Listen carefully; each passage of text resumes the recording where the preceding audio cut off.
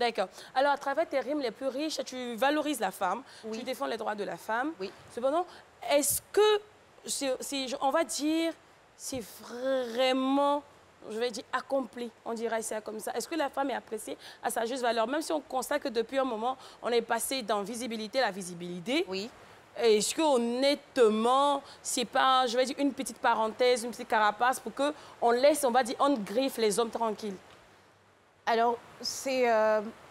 Enfin, la position de la femme dans la société, c'est un long processus qui n'a pas commencé maintenant, qui a commencé depuis très, très longtemps. Et en vérité, quand on réussit à avoir accès à quelque chose, surtout pour la femme, ça reste toujours un constant combat parce que tu peux perdre ça un jour.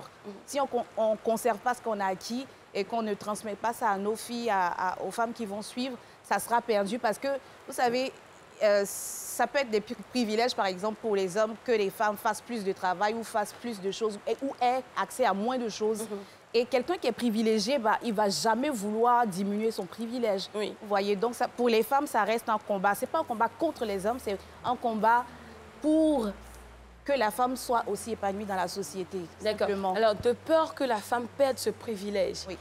Est-ce à dire que c'est un peu comme une grâce qu'on nous offrait? Non, ce n'est pas une grâce, c'est un droit.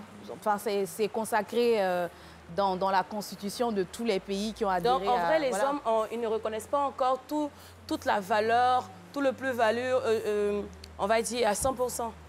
Je ne dirais pas totalement. C'est aujourd'hui beaucoup mieux qu'hier et certainement demain beaucoup plus qu'aujourd'hui. Donc, c'est en évolution. D'accord.